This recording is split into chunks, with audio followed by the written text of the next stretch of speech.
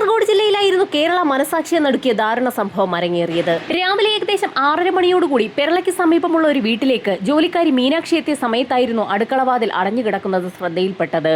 വീടിന്റെ പിൻഭാഗത്തേക്ക് പോയ മീനാക്ഷി അപ്രതീക്ഷിതമായി പറമ്പിലേക്ക് നോക്കിയപ്പോഴായിരുന്നു നടുക്കുന്ന ഒരു കാഴ്ച കണ്ടത്. പറമ്പിൽ മണ്ണിളകി കിടക്കുന്ന ഭാഗത്തു നിന്നും ഒരു കൈ മീനാക്ഷിയെ നോക്കി മാടി വിളിക്കുന്ന കാഴ്ചയായിരുന്നു അത്. ഭയന്നു പോയ മീനാക്ഷി തിരികെ അടുക്കളവാതിലിന് സമീപം എത്തിയപ്പോഴായിരുന്നു വാതിൽ ചാരിയിട്ടേ ഉള്ളൂ എന്നുള്ള കാര്യം വ്യക്തമായത്.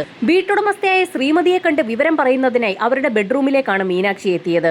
ഭയപ്പെടുത്തുന്ന ഒരു കാഴ്ച ബെഡ്റൂമിൽ മീനാക്ഷിയെ കാത്തിരിപ്പുണ്ടായിരുന്നു. ശ്രീമതിയുടെ കഴുത്ത് ആരോ അറുത്തിട്ടിരിക്കുകയാണ്. അത് മാത്രവുമല്ല, അവരുടെ വസ്ത്രങ്ങളെല്ലാം ആരൊക്കെയോ ചേർന്ന് വലിച്ചു കീറിയ നിലയിലാണ്.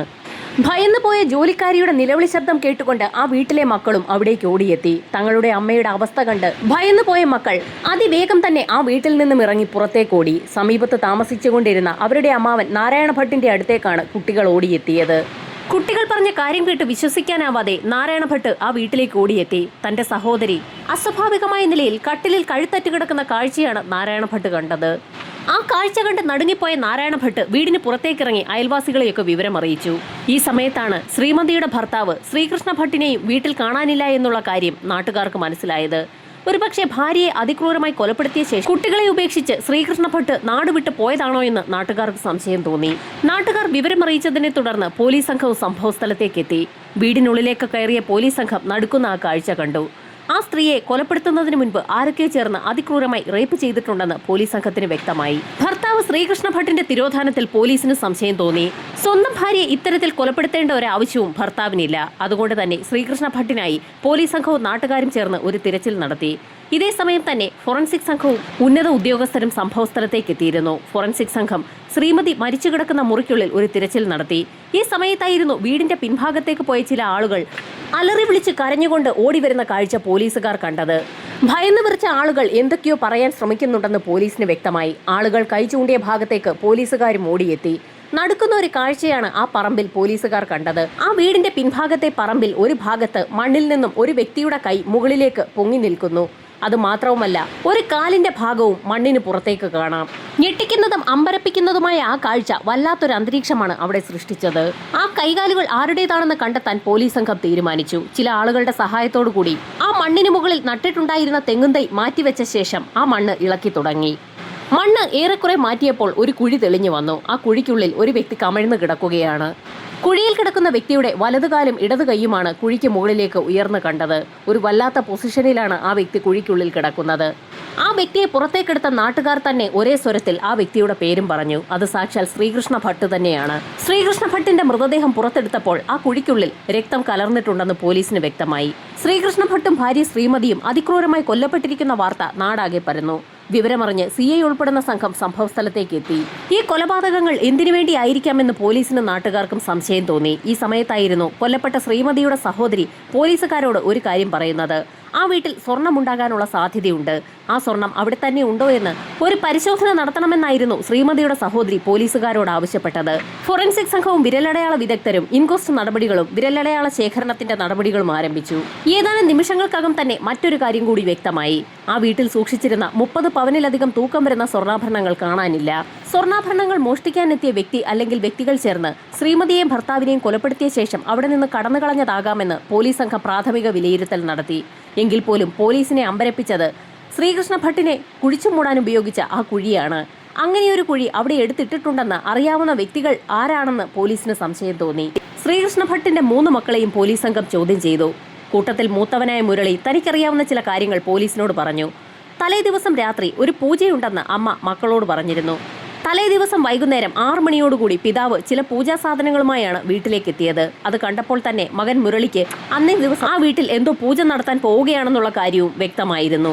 രാത്രി വീട്ടിൽ പൂജയുള്ളത് കൊണ്ട് തന്നെ മക്കൾ മൂവരും നേരത്തെ തന്നെ കിടന്നുറങ്ങണമെന്നും അമ്മ ശ്രീമതി മുരളിയെ അറിയിച്ചിരുന്നു.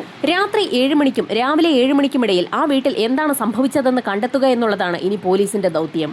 ഫോറൻസിക് പരിശോധനയും ഇൻക്വസ്റ്റ് നടപടികളുമൊക്കെ പൂർത്തിയാക്കി ശ്രീമതിയുടെയും ശ്രീകൃഷ്ണ ഭട്ടിന്റെയും മൃതദേഹങ്ങൾ പോസ്റ്റ്മോർട്ടം നടപടികൾ പൂർത്തീകരിക്കുന്നതിനായി പരിയാരം മെഡിക്കൽ കോളേജിലേക്ക് ഷിഫ്റ്റ് ചെയ്തു. ഡോക്ടർ ഗോപാലകൃഷ്ണന്റെ നേതൃത്വത്തിലുള്ള വിദഗ്ധ സംഘമാണ് പോസ്റ്റ്മോർട്ടം നടപടികൾ പൂർത്തിയാക്കിയത്. ഡോക്ടർമാർ തങ്ങളുടെ നിഗമനങ്ങൾ ഡിവൈഎസ്പി ഉൾപ്പെടുന്ന പോലീസ് സംഘത്തെ അറിയിച്ചു. ശ്രീകൃഷ്ണ ഭട്ടിന്റെ പുറത്ത് വടിവാൾ പോലെയുള്ള മാരകായുധം ഉപയോഗിച്ച് വെട്ടി പരിക്കേൽപ്പിച്ചിട്ടുണ്ട്. ഡോക്ടർമാർ ഡോക്ടർമാരെ അമ്പരപ്പിച്ച മറ്റൊരു കാര്യം ശ്രീകൃഷ്ണ ഭട്ടിന്റെ ശരീരത്തിന്റെ മുൻഭാഗത്ത് വെട്ടുകളൊന്നും തന്നെ ഇല്ല എന്നുള്ളതാണ്. ശരീരത്തിന്റെ പിൻഭാഗത്ത് തല മുതൽ അരക്കെട്ട് വരെയുള്ള ഭാഗത്ത് അതിക്രൂരമായി വെട്ടി പരിക്കേൽപ്പിച്ചിട്ടുമുണ്ട്. അത് പോലീസുകാരിലും ഡോക്ടർമാരിലും സംശയം ഉണർത്തി. അങ്ങനെ ഒരു വ്യക്തിക്ക് വെട്ടുകിട്ടണമെങ്കിൽ വെട്ടുകൊണ്ട വ്യക്തി തറയിൽ എവിടെയെങ്കിലും മുട്ടുകുത്തി ഇരുന്നിരിക്കാനാണ് സാധ്യതയെന്നും ഡോക്ടർമാർ പോലീസുകാരെ അറിയിച്ചു. വെട്ടുകൊണ്ട് മരിച്ച ശ്രീകൃഷ്ണ ഭട്ട് ആ തെങ്ങിൻ കുഴിയിലാണ് മരിച്ചിരുന്നത്. ശ്രീകൃഷ്ണ ഭട്ടിനെ ആ കുഴിയിലേക്ക് ഇറക്കിയ ശേഷം അയാളുടെ തല തൊട്ട് മുതുകുവരെയുള്ള ഭാഗത്ത് വെട്ടിയതായിരിക്കുമോ എന്ന് പോലീസിന് സംശയം തോന്നി. എന്നാൽ ഭാര്യ ശ്രീമതിയുടെ കഴുത്ത് വെട്ടിമുറിച്ചിരിക്കുകയാണ്. അത് മാത്രവുമല്ല, അബോധാവസ്ഥയിൽ ആ സ്ത്രീ അതിക്രൂര പീഡനത്തിന് ഇരയായിട്ടുമുണ്ട്. ശ്രീകൃഷ്ണന്റെ തലയുടെ പിൻഭാഗത്ത് വടിവാൾ ഉപയോഗിച്ച് ആഴത്തിൽ വെട്ടിയിട്ടുണ്ട്. ആ വെട്ടുമൂലമാണ് അയാളുടെ മരണം സംഭവിച്ചിരിക്കുന്നത്. ശ്രീകൃഷ്ണന്റെ തലച്ചോർ വരെ ചിതറിയ അവസ്ഥയിലായിരുന്നു. അതിന്റെ ഭാഗമായി രക്തം കട്ടപിടിക്കുകയും ചെയ്തിട്ടുണ്ട്. തൽഫലമായി മരണം സംഭവിച്ചിരിക്കുകയാണ്. ആ രണ്ട് ദമ്പതികളെയും അതിക്രൂരമായി ആരായിരിക്കാം ഇത്തരത്തിൽ കൊലപ്പെടുത്തിയിരിക്കുന്നതെന്ന് പോലീസിനും നാട്ടുകാർക്കും ഒരുപോലെ സംശയം തോന്നി. കൊലപാതക വിവരമറിഞ്ഞ് ആ വീട്ടിലേക്ക് ഓടിയെത്തിയിരിക്കുന്ന രണ്ട് വ്യക്തികൾ കൊല്ലപ്പെട്ട ശ്രീമതിയുടെ സഹോദരൻ നാരായണ ഭട്ടും കൊല്ലപ്പെട്ട ശ്രീകൃഷ്ണ ഭട്ടിന്റെ സഹോദരന്റെ മകൻ മഹാലിംഗ ഭട്ടുമാണ്. അവരോട് രണ്ടുപേരോടും ആ വീട്ടിലെ ആളുകളെക്കുറിച്ചും വീടിനെക്കുറിച്ചുമുള്ള വിവരങ്ങളൊക്കെ പോലീസ് സംഘം വിശദമായി തന്നെ ചോദിച്ചറിഞ്ഞു. പോലീസ് അന്വേഷണത്തിൽ ആ വീടിന്റെ പിൻഭാഗത്തെ വാതിൽ ചാരിയിട്ടേ ഉണ്ടായിരുന്നുള്ളൂ എന്ന് വ്യക്തമായി. വീടിന് ചുറ്റും പോലീസ് സംഘം വിശദമായി തിരച്ചിൽ നടത്തി. വളരെ നിർണായകമായ ഒരു കാര്യം ആ വീട്ടിൽ നിന്നും പോലീസ് സംഘത്തിന് ലഭിച്ചു. അതൊരു പൂവൻ കോഴിയാണ്. ആ കോഴിയുടെ കാലുകൾ കെട്ടിയിട്ട നിലയിലായിരുന്നു. അങ്ങനെ ഒരു കോഴി ആ വീട്ടിൽ ഉണ്ടായിരുന്നില്ല എന്ന് ആ വീട്ടിലെ മക്കളും അയൽവാസികളും ബന്ധുക്കളും ഒക്കെ പോലീസിന് മൊഴി നൽകി. നേരത്തെ ശ്രീകൃഷ്ണ ഭട്ടിന്റെ മകൻ മുരളി പറഞ്ഞ ഒരു കാര്യം പോലീസുകാരുടെ ശ്രദ്ധയിലുണ്ട്. തലേദിവസം രാത്രിയിൽ 7 മണിയോടുകൂടി മക്കളെ മൂവരെയും ഭക്ഷണം കൊടുത്ത് ഉറങ്ങുന്നതിനു വേണ്ടി ശ്രീമതി പറഞ്ഞു വിട്ടിരുന്നു. ആ വീട്ടിൽ ഒരു പൂജ നടക്കുന്നതാണ് അതിന് കാരണം. എന്തുതരം പൂജയായിരിക്കാം ആ വീട്ടിൽ നടന്നത്? പൂജയിൽ പങ്കെടുക്കാൻ മറ്റു പൂജാരിമാരോ ആളുകളോ എത്തിയിട്ടുണ്ടോ എന്ന് പോലീസിന് സംശയം തോന്നി. അതിനുള്ള തെളിവുകൾ ലഭിക്കുന്നതിനു വേണ്ടി പോലീസ് സംഘം ആ വീട് വിശദമായ ഒരു പരിശോധനയ്ക്ക് വിധേയമാക്കി. അങ്ങനെ തിരച്ചിൽ നടത്തിയപ്പോഴാണ് മേശവലിപ്പിൽ നിന്നും ഒരു വിസിറ്റിംഗ് കാർഡ് പോലീസിന് കിട്ടിയത്. മംഗലാപുരത്തുള്ള പൂജ നടത്തുന്ന ഒരു വ്യക്തിയുടെ അഡ്രസ്സാണ് അതിൽ പറഞ്ഞിട്ടുള്ളത്. അങ്ങനെ പോലീസ് സംഘം മംഗലാപുരത്തെ ആ ലോഡ്ജിലെത്തി. മംഗലാപുരത്തെത്തിയ പോലീസ് സംഘം 105 നമ്പർ മുറിയിലുള്ള ജോൾസിനെ കുറിച്ച് അന്വേഷിച്ചെങ്കിലും ആ വ്യക്തി മുറിയിലില്ല എന്നുള്ള വിവരമാണ് പോലീസിന് ലഭിച്ചത്. ആ ലോഡ്ജിൽ താമസിക്കുന്ന വ്യക്തിയുടെ പേര് ഹുസൈൻ എന്നാണ്. 10-30 വർഷമായി ലോഡ്ജ് ഉടമകൾക്ക് ആ വ്യക്തികളെ അറിയാം. ഹുസൈനും ഹുസൈന്റെ പിതാവുമാണ് ലോഡ്ജിൽ താമസിച്ചിരിക്കുന്നത്. ഹുസൈന്റെ പിതാവായിരുന്നു കാലങ്ങളോളമായി ആ ലോഡ്ജിലുള്ളത്. ഇപ്പോൾ ആ മുറിയിൽ മകൻ ഹുസൈനാണ് താമസം. പൂജയിലും മറ്റും ആളുകളെ സഹായിക്കുന്ന വ്യക്തിയാണ് ഹുസൈൻ. കർണാടകയിലുള്ള ഷിമോഗയാണ് ഹുസൈന്റെ യഥാർത്ഥ സ്ഥലം. ഒരുപക്ഷെ അയാൾ ഷിമോഗയിലേക്ക് പോയിട്ടുണ്ടാകാമെന്ന് ലോഡ്ജ് ഉടമ പോലീസിനോട് പറഞ്ഞു. പോലീസ് സംഘം ഹുസൈനെ അന്വേഷിച്ചെത്തിയ വിവരം അയാൾ നാട്ടിൽ നിന്ന് മടങ്ങിയെത്തിയാൽ ഉടൻ തന്നെ അറിയിച്ചു കൊള്ളാമെന്ന് ലോഡ്ജ് ഉടമ പോലീസുകാരെ അറിയിച്ചു. അങ്ങനെ പോലീസ് സംഘം മംഗലാപുരത്ത് നിന്നും കാസർഗോഡേക്ക് മടങ്ങിയെത്തി. കാസർഗോഡേക്ക് എത്തിയ പോലീസ് സംഘം അന്വേഷണത്തിന്റെ അടുത്ത ഘട്ടം ആരംഭിച്ചു. വീണ്ടും സംഭവം നടന്ന ആ വീട്ടിലേക്ക് എത്തി. ഇരട്ട കൊലപാതകങ്ങൾ നടന്ന ആ വീട് ഇപ്പോൾ പോലീസിന്റെ നിരീക്ഷണത്തിലാണ്. ആ വീട്ടിൽ നിന്നും കൂടുതൽ തെളിവുകൾ എന്തെങ്കിലും ലഭിക്കുമോ എന്നറിയാൻ പോലീസ് സംഘം വീണ്ടും തിരച്ചിൽ നടത്തി. ആ തിരച്ചിലിനൊടുവിൽ ഒരു ബോട്ടിൽ പോലീസ് സംഘത്തിന് കിട്ടി. ആ ബോട്ടിലിൽ ഏതെങ്കിലും വിരലടയാളങ്ങൾ പതിഞ്ഞിട്ടുണ്ടോ എന്നറിയുന്നതിനായി ഉടൻ തന്നെ ആ ബോട്ടിൽ ഫോറൻസിക് സംഘത്തിന് കൈമാറുകയും ചെയ്തു. പോലീസുകാർക്കൊപ്പമുള്ള ഫോട്ടോഗ്രാഫർ അതിന്റെയൊക്കെ ചിത്രങ്ങൾ എടുക്കുകയും ചെയ്തു. വിരലടയാള വിദഗ്ധർ ആ ബോട്ടിലുള്ള ഫിംഗർ പ്രിന്റുകൾ ആ വീട്ടിലെ മരിച്ചുപോയ ശ്രീമതിയുടെയോ ശ്രീകൃഷ്ണന്റേതോ ആണോ എന്നറിയുന്നതിനായി ഒരു പരിശോധന നടത്തി. എന്നാൽ മരണപ്പെട്ട ആ രണ്ട് വ്യക്തികളുടെയും അല്ലാത്ത മറ്റേതോ ഒരു വിരലടയാളമാണ് ആ ബോട്ടിലുള്ളത്. വിരലടയാള വിദഗ്ധർ തങ്ങളുടെ നിഗമനം പോലീസുകാരെ അറിയിക്കുകയും ചെയ്തു. കൊല്ലപ്പെട്ട വ്യക്തികളുടെ വിരലടയാളം അതിൽ പതിയാത്ത സാഹചര്യത്തിൽ ആ ബോട്ടിലുള്ള ഫിംഗർ പ്രിന്റ് ആരുടേതാണെന്ന് കണ്ടെത്താൻ ആ വീട്ടിലുള്ള ആളുകളുടെയും അയൽവാസികളുടെയും ബന്ധുക്കളുടെയും ഒക്കെ ഫിംഗർ പ്രിന്റുകൾ വിരലടയാള വിദഗ്ധർ ശേഖരിച്ച് പരിശോധന നടത്തിയെങ്കിലും അവരുടെ ആരുടെയും ഫിംഗർ പ്രിന്റുമായി ആ ബോട്ടിലിൽ നിന്ന് ലഭിച്ച ഫിംഗർ പ്രിന്റ് മാച്ച് ചെയ്യുന്നുണ്ടായിരുന്നില്ല. ഇതിൽ നിന്നും പോലീസിന് ഒരു കാര്യം വ്യക്തമായി. കൊല നടത്തിയ വ്യക്തികളിൽ ആരോ ഒരാൾ ഒരു മദ്യക്കുപ്പി അവിടെ കൊണ്ടുവന്നിട്ടുണ്ട്. ആ വ്യക്തിയുടെ വിരലടയാളം തന്നെയാണ് ആ മദ്യക്കുപ്പിയിൽ പതിഞ്ഞിട്ടുള്ളത്. അതാരാണെന്ന് കണ്ടെത്തിയാൽ പ്രതി ആരാണെന്നുള്ള കാര്യത്തിലേക്ക് എത്താൻ പോലീസിന് അതിവേഗം സാധിക്കും. ആ മദ്യക്കുപ്പിയുമായി സമീപത്തുള്ള കടകളിലൊക്കെ പോലീസ് സംഘം അന്വേഷണം നടത്തിയെങ്കിലും അതാരാണ് വാങ്ങിയതെന്ന് കണ്ടെത്താൻ പോലീസിന് കഴിഞ്ഞില്ല. അന്വേഷണം തീർത്തും വഴിമുട്ടിയ ഒരവസ്ഥയിലേക്ക് എത്തി. 2 കൊലപാതകങ്ങൾ വ്യത്യസ്തമായ രീതിയിൽ നടന്നിരിക്കുകയാണ്. മൂർച്ചയേറിയ കത്തി ഉപയോഗിച്ചാണ് ശ്രീമതിയുടെ കഴുത്ത് വെട്ടിയിരിക്കുന്നത്. പുല്ലുവെട്ടാനൊക്കെ ഉപയോഗിക്കുന്ന രീതിയിലുള്ള വടിവാൾ പോലത്തെ ആയുധം ഉപയോഗിച്ചാണ് ശ്രീകൃഷ്ണനെ കൊലപ്പെടുത്തിയിരിക്കുന്നത്. പോലീസ് സംഘത്തിന്റെ വലിയൊരു സംഘം ആ വീടും പരിസരവും അരിച്ചു പറക്കിയെങ്കിലും കൊലപാതകത്തിന് ഉപയോഗിച്ച ആയുധങ്ങൾ കണ്ടെത്താൻ കഴിഞ്ഞില്ല. കൊലപാതകം നടത്തിയ വ്യക്തി അല്ലെങ്കിൽ വ്യക്തികൾ ആയുധവുമായി അധികം ദൂരം മുൻപോട്ട് പോകാൻ സാധ്യതയില്ല. കുറ്റിക്കാട്ടിലോ സമീപത്തുള്ള കുളങ്ങളിലോ കിണറുകളിലോ തോടുകളിലോ എവിടെയെങ്കിലും അത് വലിച്ചെറിയാൻ സാധ്യതയുണ്ട്. ആ പ്രദേശത്തുള്ള കുറ്റിക്കാടുകളും തോടുകളും കുളങ്ങളും ഒക്കെ പോലീസ് സംഘം വിശദമായ പരിശോധനയ്ക്ക് വിധേയമാക്കി. അങ്ങനെയാണ് പോലീസ് സംഘം ആ പ്രദേശത്തുള്ള കുളത്തിൽ ഒരു തിരച്ചിൽ നടത്തുന്നത്. മുങ്ങൽ വിദഗ്ധരെ ഉപയോഗിച്ച് 2 ദിവസം നീണ്ട തിരച്ചിലിൽ ഒരു കത്തി കണ്ടെടുക്കാൻ പോലീസ് സംഘത്തിന് കഴിഞ്ഞു. അത് ശാസ്ത്രീയ പരിശോധന നടത്തിയപ്പോൾ അതിൽ നിന്നും രക്തത്തിന്റെ അംശവും കണ്ടെത്തി. അത് കൊല്ലപ്പെട്ട ശ്രീമതിയുടെ രക്തമാണെന്ന് പോലീസിന് തിരിച്ചറിയാൻ കഴിഞ്ഞു. അന്വേഷണം തുടങ്ങി ഇത്രയും ദിവസമായിട്ടും പ്രതിയോ പ്രതികളോ ആരാണെന്നറിയാൻ പോലീസ് സംഘത്തിന് കഴിയാത്ത സാഹചര്യത്തിൽ ജനരോഷം ഇരമ്പി. ലോക്കൽ പോലീസിന്റെ അന്വേഷണം തൃപ്തികരമല്ല എന്ന് കാണിച്ച് നാട്ടുകാരും ബന്ധുക്കളും ചേർന്ന് സർക്കാരിന് പരാതി നൽകി. അതിന് ഫലമുണ്ടായി. കാസർഗോഡ് നിന്നുള്ള പുതിയൊരു ഇൻവെസ്റ്റിഗേഷൻ ടീമിന് അന്വേഷണം കൈമാറുകയും ചെയ്തു. കുമ്പള പോലീസ് നടത്തിയ അന്വേഷണത്തിന്റെ ബാക്കിയുള്ള അന്വേഷണമാണ് പുതിയ ഇൻവെസ്റ്റിഗേഷൻ ടീം ആരംഭിച്ചത്. ആയുധങ്ങളുടെ പുറകെ പോകാതെ ആ വീടുമായി ബന്ധിപ്പിച്ച് ആ രാത്രി നടന്ന പൂജ കേന്ദ്രീകരിച്ച് ഒരു അന്വേഷണം നടത്താനാണ് സ്പെഷ്യൽ ഇൻവെസ്റ്റിഗേഷൻ ടീം തയ്യാറായത്. പൂജയുമായി ബന്ധപ്പെട്ട് ആ രാത്രിയിൽ പല ആളുകളും ആ വീട്ടിലേക്ക് വന്നിട്ടുണ്ടാകാം. അവരൊക്കെ ആ വീട്ടിലേക്ക് എങ്ങനെയാണ് എത്തിയതെന്നൊന്ന് അന്വേഷിക്കാൻ പോലീസ് തീരുമാനിച്ചു. അല്പം ഉള്ളേരിയയിലുള്ള വീടായതുകൊണ്ട് തന്നെ ആ വീട്ടിലേക്ക് ഓട്ടോറിക്ഷ വരാനാണ് സാധ്യത കൂടുതലുള്ളത്. അതുകൊണ്ട് തന്നെ സമീപത്തുള്ള ഓട്ടോ സ്റ്റാൻഡുകൾ കേന്ദ്രീകരിച്ച് ഡ്രൈവർമാരെയെല്ലാം പോലീസ് സംഘം വിശദമായ ചോദ്യം ചെയ്യലിന് വിധേയമാക്കി. ഓട്ടോക്കാരെ മുഴുവൻ ചോദ്യം ചെയ്തെങ്കിലും പ്രതീക്ഷയ്ക്ക് വകയുള്ള ഒന്നും തന്നെ പോലീസിന് ലഭിച്ചില്ല. അങ്ങനെയാണ് ടാക്സി സ്റ്റാൻഡിലേക്ക് പോലീസിന്റെ അന്വേഷണം നീളുന്നത്. ടാക്സിക്കാരെ ചോദ്യം ചെയ്തപ്പോൾ ഒരു ടാക്സി ഡ്രൈവർ ഒരു യാത്രക്കാരനെ ഓർക്കുന്നുണ്ട്. അയാൾ ടൗണിൽ നിന്നായിരുന്നു ടാക്സി പിടിച്ചത്. പെർള ഭാഗത്തേക്കാണ് അയാൾ ടാക്സി പിടിച്ചിട്ടുള്ളത്. യാത്രക്കിടയിൽ അയാൾ ഒരു ബിവറേജിന് മുൻപിൽ വണ്ടി നിർത്തണമെന്നും ആവശ്യപ്പെട്ടിട്ടുണ്ടായിരുന്നു. അയാൾ നിർദ്ദേശിച്ചതനുസരിച്ച് ടാക്സി ഡ്രൈവർ ബിവറേജിന് മുൻപിൽ വാഹനം നിർത്തിയിരുന്നു. ബിവറേജിൽ കയറി ഒരു കുപ്പിയുമായാണ് അയാൾ മടങ്ങിയെത്തിയത്. യാത്രക്കിടയിൽ അയാളുടെ കൈവശമുള്ള ഒരു കവർ അനങ്ങുന്നത് ഡ്രൈവറിന്റെ ശ്രദ്ധയിൽപ്പെട്ടിരുന്നു. ആ കവറിനുള്ളിൽ എന്താണ് അനങ്ങുന്നതെന്ന് ടാക്സി ഡ്രൈവർ ചോദിച്ചപ്പോൾ അതൊരു കോഴിയാണെന്ന് ആ യാത്രക്കാരൻ മറുപടിയും പറഞ്ഞിരുന്നു. രാത്രിയിലെ ഭക്ഷണത്തിന് ഉപയോഗിക്കാനാണ് കോഴിയെ വാങ്ങിയതെന്നും ആ യാത്രക്കാരൻ ഡ്രൈവറെ അറിയിച്ചിരുന്നു. പെരള ഭാഗത്ത് ഒരിടവഴിയിലാണ് അയാളെ ഇറക്കി വിട്ടത്. ആ യാത്രക്കാരൻ പിന്നീട് എങ്ങോട്ട് പോയി എന്ന് തനിക്ക് അറിവില്ല എന്നും ടാക്സി ഡ്രൈവർ പോലീസിന് മൊഴി നൽകി. ആ യാത്രക്കാരനെ ഇനിയും കണ്ടാൽ താൻ തിരിച്ചറിയുമെന്നും അഹമ്മദ് എന്ന ടാക്സി ഡ്രൈവർ പോലീസിന് മൊഴി നൽകി. മംഗലാപുരത്തുള്ള ഹുസൈൻ എന്ന പൂജാരി പൂജയുമായി ബന്ധിപ്പിച്ച് ഒരു കാർഡ് ആ ദമ്പതികൾക്ക് കൊടുത്തിട്ടുണ്ട്.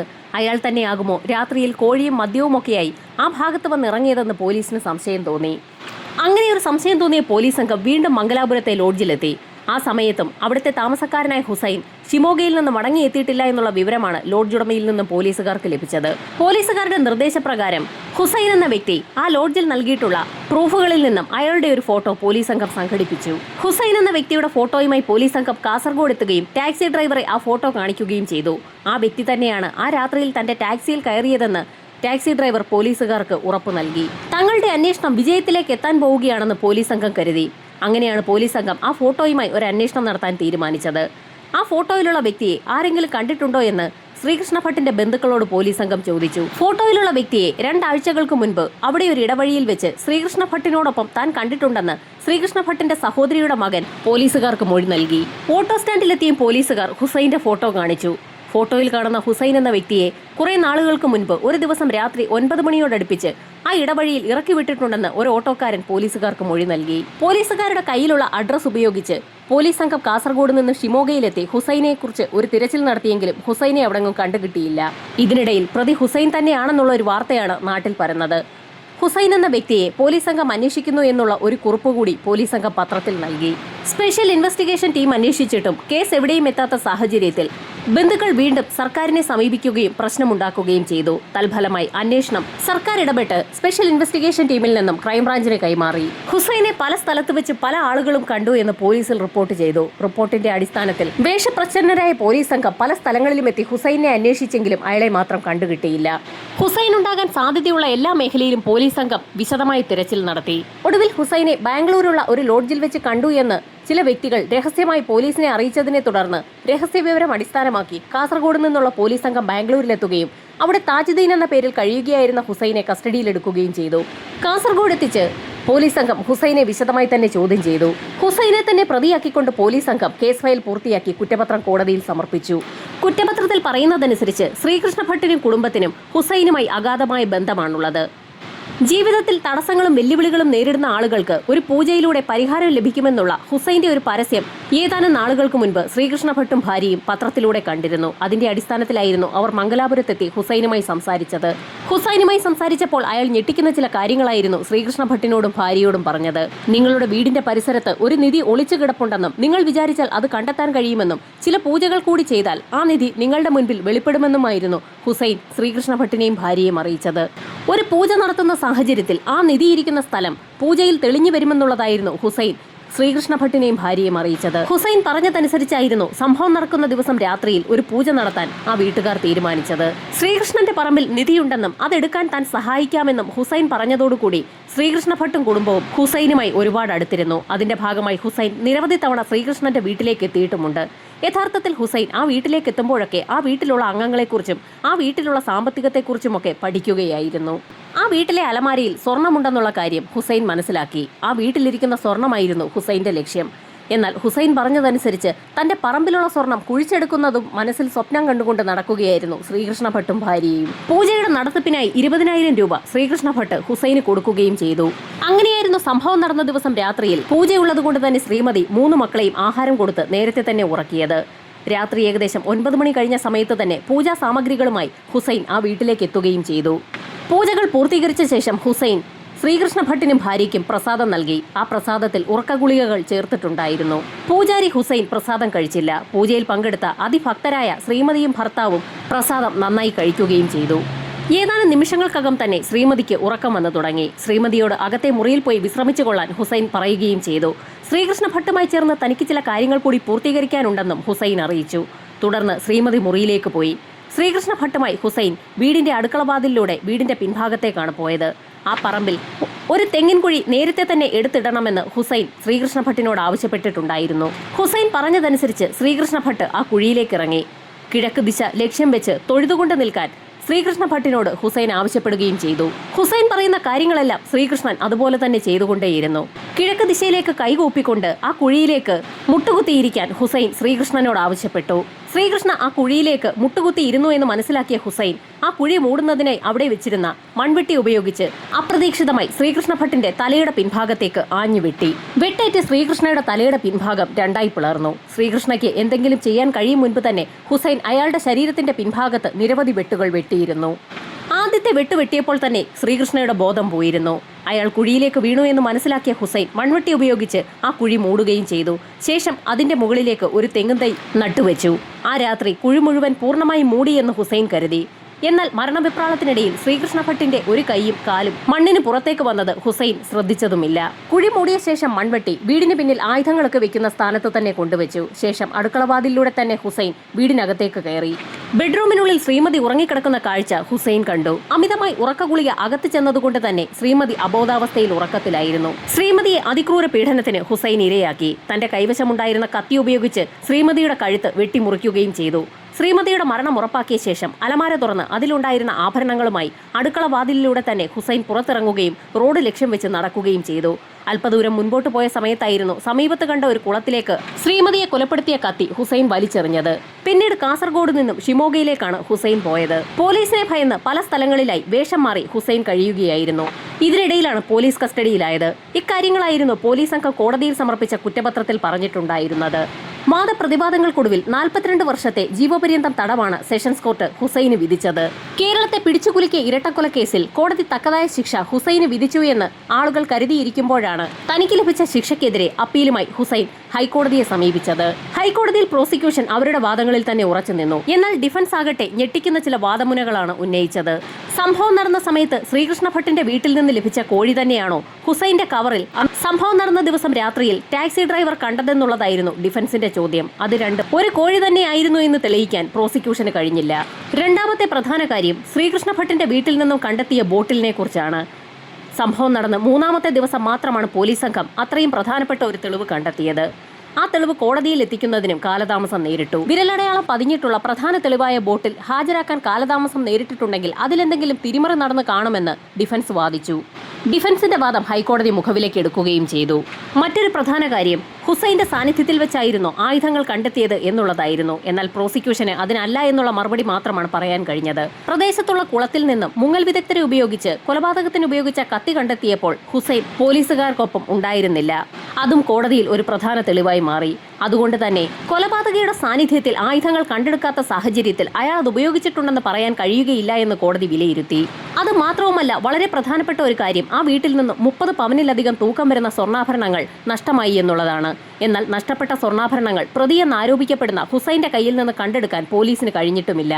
അത് വലിയൊരു വീഴ്ചയായി കോടതി വിലയിരുത്തുകയും ചെയ്തു. സംഭവം നടന്ന ദിവസം രാത്രിയിൽ ഹുസൈൻ ആ വീട്ടിൽ വന്നതിന് മറ്റ് ദൃക്സാക്ഷികൾ ആരും തന്നെയില്ല. ഒരേയൊരു സാക്ഷി ടാക്സി ഡ്രൈവർ മാത്രമാണ്. പ്രോസിക്യൂഷൻ കോടതിയിൽ പിടിച്ചു നിൽക്കുന്നതിന് വേണ്ടി അങ്ങനെയൊരു കള്ളസാക്ഷിയെ ഇറക്കിയതാകാൻ സാധ്യതയുണ്ടെന്നും അങ്ങനെ ഒരു സാക്ഷി പറയുന്നതിന്റെ മാത്രം അടിസ്ഥാനത്തിൽ ഒരു വ്യക്തിക്ക് ഇരട്ട ജീവപര്യന്തം നൽകാൻ കഴിയുകയില്ല എന്നും ഡിഫൻസ് അതിശക്തമായി തന്നെ കോടതിയിൽ വാദിച്ചു. ആ വീട്ടിൽ അത്രയും വലിയൊരു സംഭവം നടന്നിട്ട് ആരും ഒരു ശബ്ദവും കേട്ടിട്ടില്ല. പൂജ നടന്നിട്ടുണ്ടെങ്കിൽ പൂജയുമായി ബന്ധിപ്പിച്ചിട്ടുള്ള ഒരു ശബ്ദം പോലും ആ വീട്ടിലുണ്ടായിരുന്ന കുട്ടികളും കേട്ടിട്ടില്ല. അത് വലിയൊരു തെളിവായി കോടതിയിൽ മാറി. യഥാർത്ഥ പ്രതിയെ കണ്ടെത്താൻ കഴിയാത്ത സാഹചര്യത്തിൽ ഒരു പ്രതിയെ പോലീസ് തന്നെ സൃഷ്ടിച്ചതാണെന്ന് ഡിഫൻസ് വാദിച്ചു. ഹുസൈൻ ആ വീട്ടുകാരുമായി നടത്തിയ ഒരു ട്രാൻസാക്ഷൻ പോലും കണ്ടെത്താൻ പോലീസിന് കഴിഞ്ഞിട്ടില്ല. ഹുസൈനെ ആ വീടിന്റെ പരിസരത്ത് നേരത്തെ കണ്ടിട്ടുള്ളതായി ശ്രീകൃഷ്ണ ഭട്ടിന്റെ സഹോദരിയുടെ മകൻ പോലീസിൽ മൊഴി നൽകിയിട്ടുണ്ട്. എന്നാൽ സംഭവം നടന്ന ദിവസം ഹുസൈനെ ആ വീടിന്റെ പരിസരത്ത് അങ്ങനെ ആരും കണ്ടിട്ടുമില്ല. കേസിലെ ആകെയുള്ള ദൃക്സാക്ഷി ഒരു പൂവൻകോഴി മാത്രമാണ്. സംഭവം നടന്ന 20ാമത്തെ ദിവസം പോലീസ് കസ്റ്റഡിയിൽ ആ പൂവൻകോഴി മരിക്കുകയും ചെയ്തു. കൊലപാതകത്തിന് സത്യത്തിൽ സാക്ഷികൾ ആരും തന്നെ ഇല്ല എന്നുള്ളതാണ് സത്യം. ഹുസൈൻ കുറ്റക്കാരനല്ല എന്നുള്ള ഹൈക്കോടതി വിധിക്കെതിരെ ഇപ്പോൾ സ്വാഭാവികമായും അന്വേഷണ സംഘം സുപ്രീം കോടതിയെ സമീപിച്ചിരിക്കുകയാണ്. ഹുസൈന് ശിക്ഷ ലഭിക്കുമോ ഇല്ലയോ എന്നുള്ളത് കാത്തിരുന്നു തന്നെ കാണാം.